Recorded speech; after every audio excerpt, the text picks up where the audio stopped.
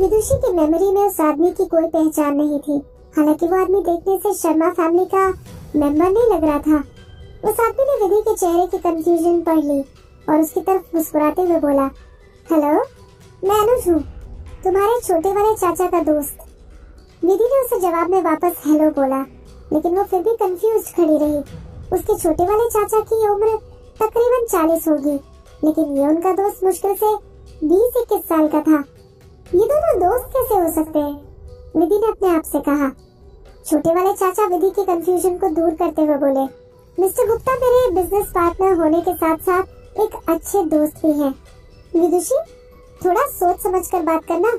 अनुज गुप्ता की family textile business में काफी सालों से अपना नाम जमा कर बैठी हुई थी। उनकी फैमिली मैट्रेसेस, पिलोज और कर्टन्स जैसी चीजों को मैन्युफैक्चर करती थी। उनके प्रोडक्ट्स लोगों के बीच बहुत पॉपुलर थे। अनुज की फैक्ट्री का सामान विदुषी के छोटे वाले चाचा को कॉम्प्लीमेंट्री मिल जाता था। इसीलिए विदुषी के चाचा अनुज के सामने सोच समझकर बोलते थे। छोटे वाले चाचा ने अनुज को अपना दोस्त बताकर इंट्रोड्यूस किया, लेकिन असलियत में अनुज छोटे वाले चाचा के बॉस की तरह था। इस सेलिब्रेशन में छोटे वाले चाचा ने मजाक में अनुज को इनवाइट कर दिया और आज तक किसी गांव की पार्टी में ना जाने की वजह से अनुज ने विदुषी के चाचा का इनविटेशन एक्सेप्ट कर लिया। चाचा को लगा कि अब जब वो अनुज को मना नहीं कर सकता है, इसीलिए अनुज के क्लोज आने की वजह से वो अनुज को अपने साथ गांव ले आया। विधि को चाचा की बात से फर्क नहीं पड़ा, क्योंकि उसने आज तक गुप्ता फैमिली के बारे में कभी नहीं सुना था। आप चंडीगढ़ में रहते हैं? विधि ने पूछा। वो भी चंडीगढ़ से थी। हाँ, अनुज ने मुस्कुराते हुए कहा। Gupta family of Chandigarh. विधि ने अपना सर हिला दिया। वो 2 जन्मों से चंडीगढ़ रह रही थी। तकरीबन 10 साल पहले आरव विधि को ऑर्फनेज से चंडीगढ़ लेकर आया था। आरव के साथ रहकर विधि चंडीगढ़ की वेल्दिएस्ट और इन्फ्लुएंशियल फैमिली से मिल चुकी थी, लेकिन उसने कभी भी गुप्ता फैमिली का नाम नहीं सुना था।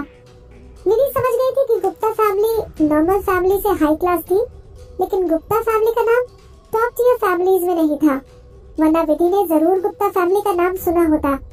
गुप्ता फैमिली का नाम सुनकर विधि को हैरान ना होते देख अनुज का चेहरा उतर गया।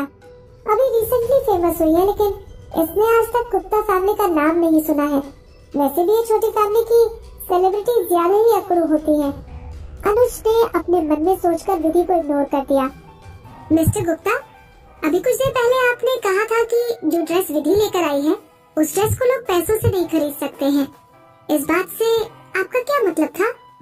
किसी ने अनुज की पुरानी बात में दिलचस्पी दिखाकर पूछ लिया। अगर मैं गलत नहीं हूँ तो ये ड्रेस जीएसए क्लोथिंग सेंटर की है।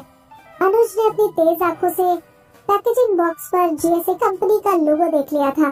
वो पलों के लिए हैरान था। इस लड़की जैसी छोटी सेलिब्रिटी जीएसए क्लोथिंग स्टोर से कपड़े कैसे लेकर आई? इस डाउट को अपने मन में रखकर अनुज आगे बोला, GSA clothing store custom made outfit रखता है और वो सिर्फ अपने मेंबर्स को कपड़े बेचते हैं। उस स्टोर का मेंबरशिप कार्ड लेना आसान नहीं है। जीएसए क्लोथिंग स्टोर का कार्ड पाने के लिए किसी को सर्टेन लेवल तक पहुंचना पड़ता है। सर्टेन लेवल मतलब? क्या मेरे चाचा जी वहाँ से कपड़े ले सकते हैं?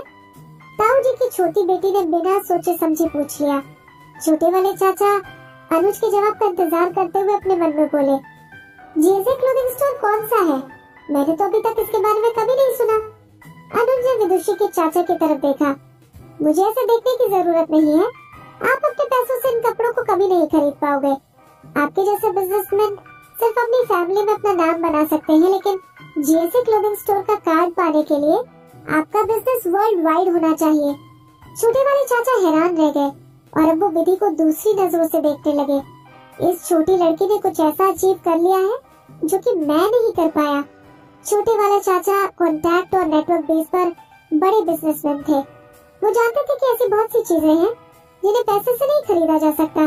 तभी उनके मन में सबसे पहले एक सवाल, इस विदुषी का स्टेटस इतना कैसे हाई हो गया? सब लोगों को लगने लगा कि सेलिब्रिटी का स्टेटस दूसरे लोगों के स्टेटस से अलग होता है। बेशक विदुषी वर्ल्ड वाइड सेलिब्रिटी नहीं थी, लेकिन उसका स्टेटस नॉर्मल लोगों के स्टेटस से काफी अलग था। छोटे वाले चाचा के साथ बाकी लोगों के मन में भी विधि को देखने का तरीका बदल गया। सब लोग उसको एडमायर करने लगे। विदुषी दीदी, आपने तो कमाल ही कर दिया। ताऊ जी की बेटी आनंदिता ने कहा, मैं भी बड़ी होकर आपकी तरह सुपरस्टार बनूंगी। विधि मुस्कुराकर अनन्विता के गाल खींचने लगी। ओके, मैं तुम्हारा ऑटोग्राफ जरूर लूंगी। विधि की बात सुनकर अनन्विता खुश हो गई और बेड पर चढ़कर विधि के गालों पर किस करने लगी। ओके दीदी, लेकिन पहले आप मुझे प्रॉमिस करो। अनन्विता ने अपने हाथ की छोटी उंगली से विधि के हाथ की छोटी उंगली को पकड़ा और पिंकी प्रॉमिस करने लगी। अनुज अंकल, वैसे क्या आप उस स्टोर से कपड़े खरीद सकते हो? अचानक से अनन्विता ने अनुज से पूछ लिया। अनुज हैरान रह गया। वो ऐसे सवाल के लिए तैयार नहीं था। उसके चेहरे पर ऑकवर्डनेस दिखने लगी। जीएसए क्लोथिंग सेंटर की टर्म एंड कंडीशन काफी ज्यादा हाई थी, बल्कि गुप्ता फैमिली का स्टेटस उतना हाई नहीं था कि गुप्ता फैमिली उस स्टोर की मेंबरशिप कार्ड ले सके। अनुज उस स्टोर के बारे में सिर्फ इसीलिए जानता था क्योंकि उसका चंडीगढ़ की हाई सोसाइटी में उठना बैठना था और ऊपर से टेक्सटाइल इंडस्ट्री में होने की वजह से उसको अच्छे कपड़ों और ब्रांच की नॉलेज थी। अनुज ने एक बार पहले जीएसए क्लोथिंग सेंटर की मेंबरशिप लेने की कोशिश की थी, हालांकि उसको मना कर दिया गया। हाँ, अनुज को समझ नहीं आया कि वो सब लोगों के सामने उस छोटी लड़की के सवाल का जवाब कैसे दे।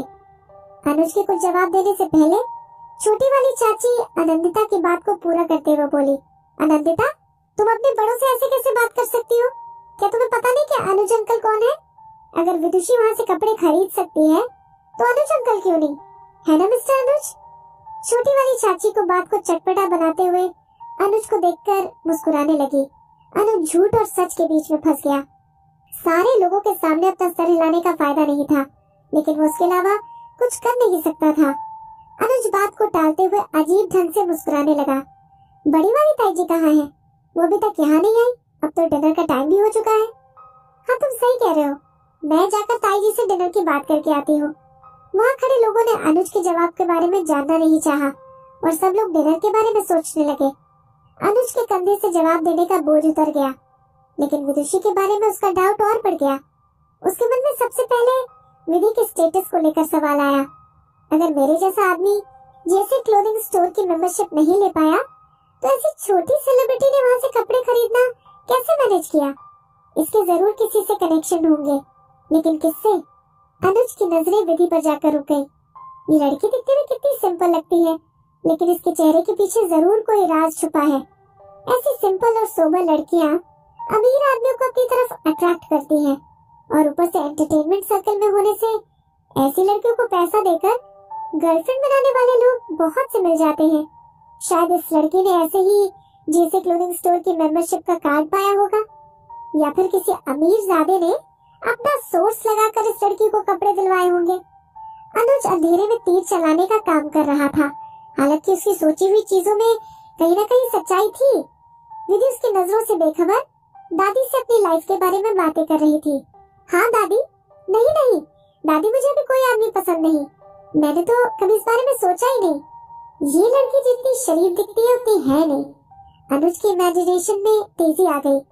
गुप्ता फैमिली इतने सालों से टेक्सटाइल बिजनेस में अपना नाम बनाकर बैठी, लेकिन फिर भी वो हाई सोसाइटी के लोगों में अपनी पहचान नहीं बना पाई।